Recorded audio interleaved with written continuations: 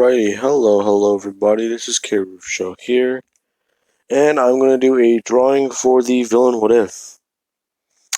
I picked a villain, so I cut out a bunch of things people have suggested in the comments. And another thing is, someone actually commented that they were worried that I was not getting enough sleep. I slept for 11 hours, that's why the first video I posted today was posted around 5 o'clock, I believe. So you don't need to worry about me. Anyways, alright, let's see what I pick. First one.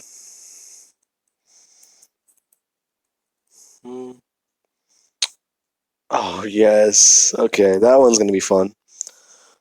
Alrighty. I will not reveal that to the end of the video. And if you guys think that's kind of weird, this one is actually one very easily I can plan out, because I have thought about it before. I picked Deadpool. I was lying to you, I will reveal it now. I'm not one of those clickbait YouTubers. Now, Deadpool is actually a very simple one. I've seen someone do a quirk about it, and I am planning to do it the way I wanted to do it. Because I've seen them do it, and I've told them that, hey, I feel like the shock of dying and then coming back to life over and over again might drive someone insane. Someone said that that was horrible, but the guy didn't do it like that. Anyways, when we last left off, whenever I did last leave off, Deku had began forging armor. Now, Kaminari would somewhat wake up and actually get back on his feet. Now, what do I mean by he woke up? Well, eventually his mind essentially put itself back together, and he stops being stupid. Now, as soon as that happened, Deku is talking. Well, he's somewhat thinking, and he's actually just still hammering down, actually making things. Kaminari actually comes over, and he asks Deku what he's doing. Deku would actually say that it's good that he sees him, he needs him to do something. Kaminari asks what he means, and Deku would say he needs him to charge this piece with electricity. Or charge it with electricity and actually just do this. He says okay, and he would actually charge it with electricity, and Deku tells him to keep it at a constant. Don't try and charge yourself with 1,000,000 volts, or do this, because you still need to get used to that. Kaminari would say fine, but he's being a bit bossy. Deku would stop his hammer mid-swing, look at him, and Kaminari would just move backward, accidentally jolting more bolts into the armor that Deku is smithing. Kaminari would say sorry, but Deku would just say don't worry about it. As he goes back to smithing, and he actually does atone it with something. He actually asks Kaminari if he can get the bottle from his bag. He gets a bottle and syringe, and he actually tells him to take out some of his own blood and actually put it into the armor. Kaminari is asking what he means, and Deku would say that basically he's atoning their armor with magic and the ability of their quirk. Now, this is essentially a bit harder. Adamantine carries its special properties. Not only is it one of the most durable metals I've ever seen, it is basically indestructible.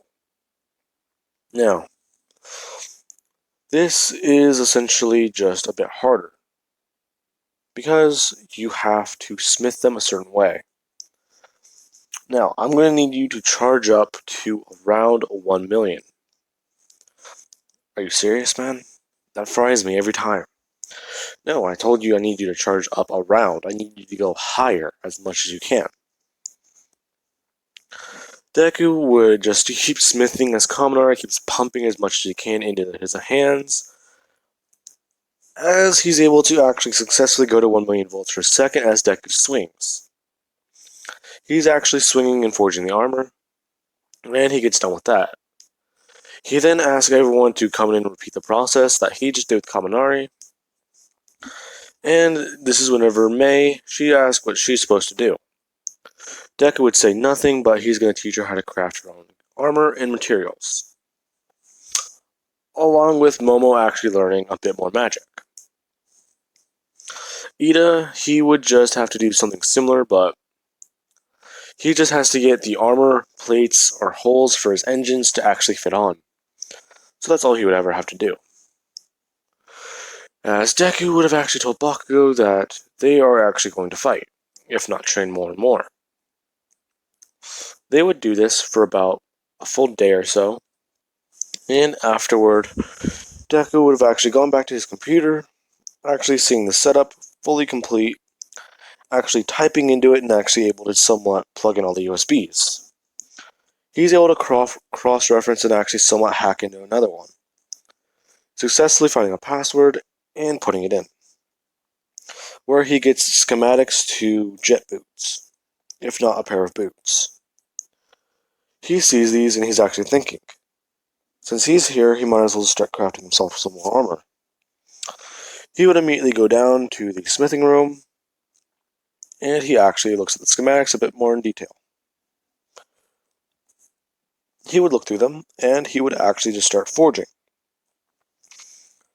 As he would actually somewhat be able to make the boots, he finds them a bit harder, because they essentially seem to need a certain mix of metal, and he wants to attune it to his quirk.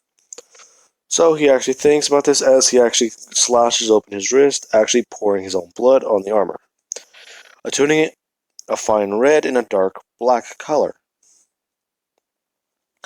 People are actually passing by as they see Deku pouring his blood on this, and they would see him just keep smithing and smithing away, until he would actually just wrap his arm up, actually bandaging it. People think Deku might be crazy, and they would see as he immediately just gets done smithing these, soaks them in water, and immediately just starts putting them on, if not tampering with the wires. He would actually follow the blueprints to make the boots, and he would actually make them and put them on. He would put them on his leg and his feet, and he actually starts messing around with them. He finds them to be a bit cool, but as soon as he essentially curls one of his toes, he immediately just boosts up in the air, actually somewhat surprising him.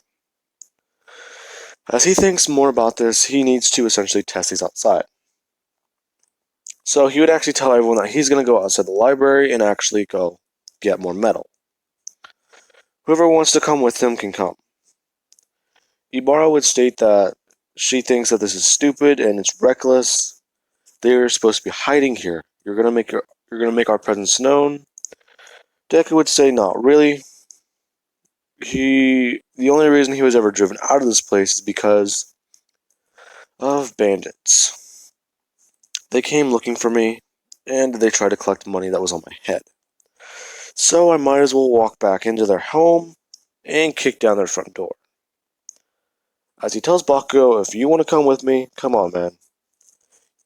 I know how you are. You're gonna start trying to blow off some steam in any way you can. Bakugo would just laugh at Deku, saying, then it looks like you do know me well, Midoriya. As these two would actually go off walking in a direction. Which is whenever everyone's somewhat confused, and May would actually look at the boots and the specs a bit more, actually creating the upper legs to the armor and tinkering with them a bit more.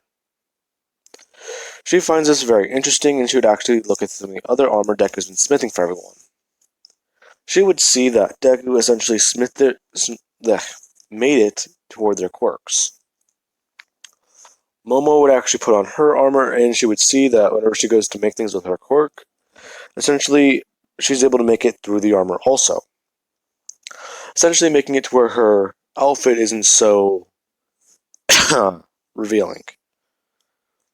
So she actually thinks that that was actually a very good thing to know. Now, as soon as that happens, she's actually somewhat learned a bit more creation magic, and she can actually create water, which everyone seems interesting and actually would congratulate her on. Now, after this, Deku and Baku are actually going out and actually fighting against these demons. Deku would have actually been able to butcher quite a bit of them, as they would have seen Deku, and they saw him before he ever had his helmet. This is directly after the last 20 years he spent in hell. He spent his 30th in the library. Now, they would have seen Deku's face and immediately say that that's the Doomslayer. He's back. But wait, there's two of them. And Deku and Baku would have ripped through the demons, as Deku would have immediately just killed their boss by taking a demon's head and actually using its skull to punch a hole through that one's head, basically stabbing him and impaling him with another demon. Now, as soon as that happens, Deku would have actually gotten as much of the metal as he can, picking it up and actually creating a bag, if not using a bag, to carry it. He's using it to carry their weapons, their armor, and as much things as possible. Bakugo is asking if anyone will come looking for these guys. Deku would just say no.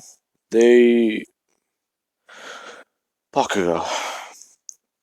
Where we're at, no one is a friend. You're just waiting for them to stab you in the back and use it for their own personal gain.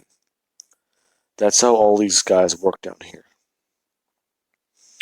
We're lucky. Now let's go. As these two would actually take the bags and actually start running back to base. They would get back there and they would actually just start smithing more weapons.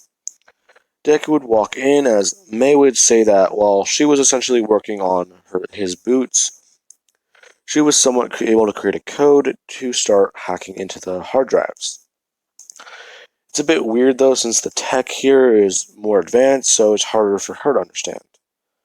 Her code basically might be a toaster right now to these things. But she did actually manage to mess around with the boots. As Deku would look over and he would see that the boots he had are actually now all the way up to his kneecaps, instead of just covering his feet like shoes. So he actually appreciates that. As he does this, he actually goes back to the forge, finishing everyone else's armor, saying that they need it, and they will be going on a bit of a trip. Now, hang on one. Yeah, okay, I could not find a very good picture. I tried looking up some concept art, but I could not find what I was looking for. Anyways, everyone would actually suit up in these new clothing. Momo is actually saying that it's weird actually wearing something that can cover her entire body and being able to use her quirk. Deku would say, yeah, that's kind of why I needed a lot of blood. In fact, I think all of you guys should be able to use your quirks through your outfits. Kaminari would immediately just start charging his electricity as his gauntlets would actually begin coursing with them. Ibara actually looks at her gauntlets and she actually somewhat tries using hers, and vines actually start growing.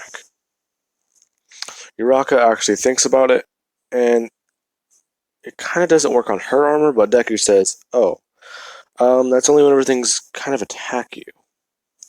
It's very useful, actually. It's very defensive. Bakugo actually looks at his gloves, and he actually somewhat thinks about it. His entire hands start popping with explosions. Along with the cannon, he actually has much on his arm.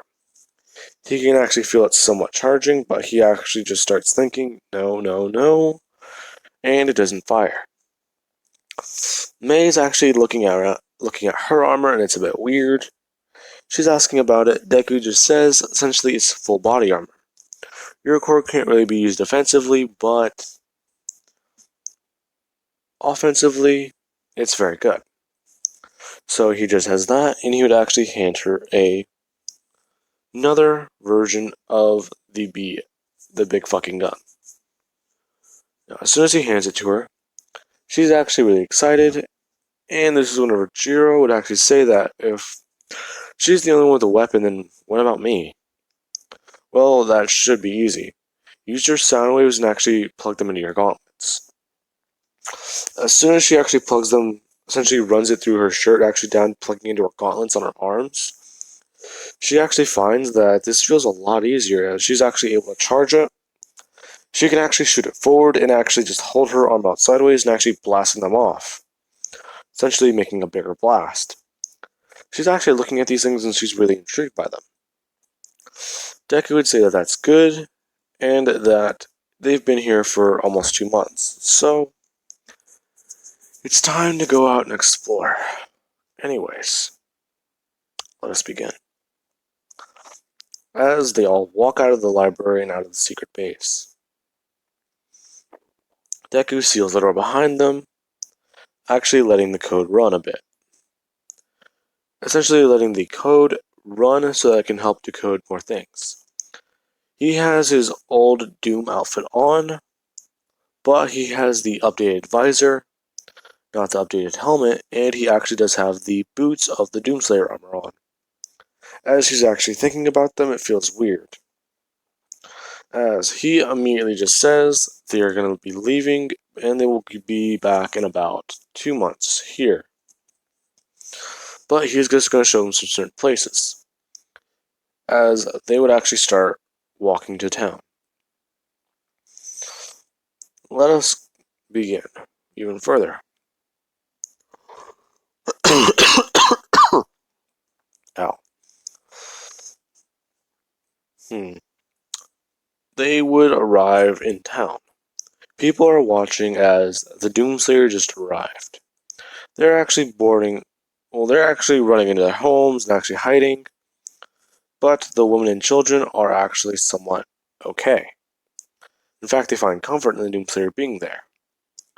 But they would start getting a bit more intimidated whenever they see that the Doomslayer has about 8 other people with him, which does not bode good for them, as they think that he essentially is building an army.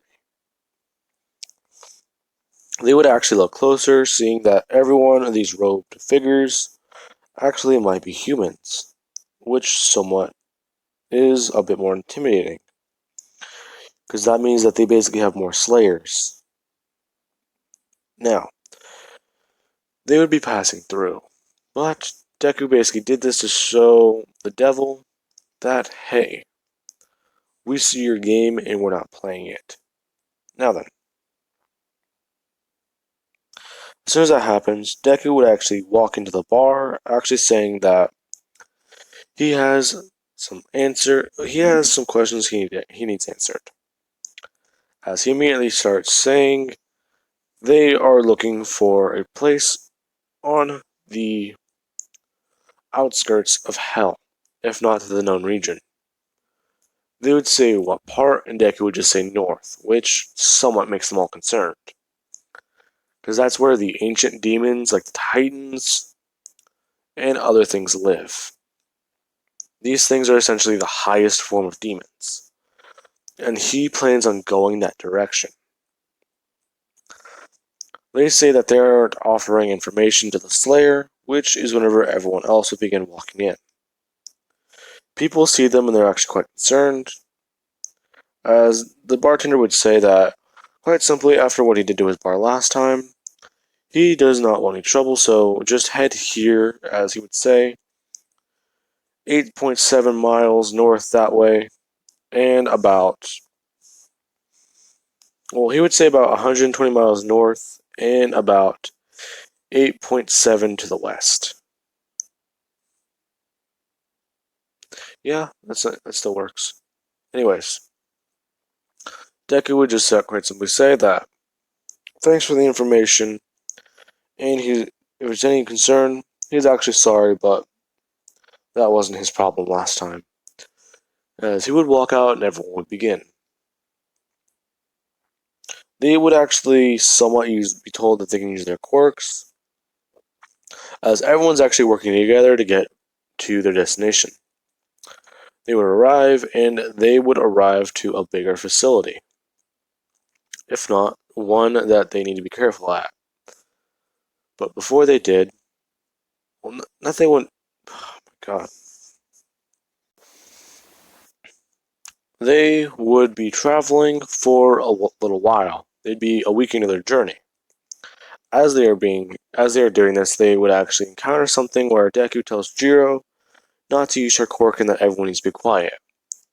As they begin hearing footsteps, Deku just immediately just tells them they need to be in cover, and this is whenever he'd be saying this, and everyone's looking around confused, as Deku would just grab Ibarra, who's closest to him, and actually duck down with her, actually behind the wall. Everyone would immediately do the same, as they just hear the giant footsteps booming throughout their way. This is whenever Deku quite simply says that they need to be careful because that's a Titan. If not, that's at least probably a younger one. And they would actually somewhat poke their heads over the wall, looking as they see this ginormous behemoth. So tall they can't even see its head. As they are kind of concerned, so Kaminari would go to open his mouth, but Bakugo would immediately just shush him, along with Ida. And Deku would be telling them that they need to go now, as he would actually somewhat point to a hole in the wall where they would all just run through. As soon as they run through that area, they would actually come out the other side, actually seeing that they arrived at a very good place. They should just need to head. They should just need to head west another mile or so before they arrive. Now, this is whenever Deku quite simply tell them that this place will be a bit harder to essentially go through, as as this one is very, very dangerous. Deku would be saying this, and this is whenever a summoner would appear. She would appear and she'd actually start just summoning more demons. As soon as this happens, Deku's actually telling everyone to defend themselves, and Ibarra would actually make a spear with her quirk, Momo would actually make a sword, and everyone gets ready with their own quirks. As they begin fighting the summoner, Deku is actually just standing there and he's actually got his blades out. As he just begins by only attacking things that come at him, as everyone else deals with the summoner. Deku is thinking that this is very good, and Bakugo would actually be the one to blast the head off the summoner with his quirk. As this would happen, Ibarra would just tell Bakugo that was a bit excessive, and he would say no, it wasn't. Essentially, they were killing uselessly. He takes that thing out, and they all stop coming at them. So it really wasn't just useless. It was more just he had to do so. Now, I will be leaving things off of this part, guys. I hope you enjoyed the video. And yeah, tell me what you guys think about this in the comments below. And I will be getting to work on the Deadpool What If in a minute.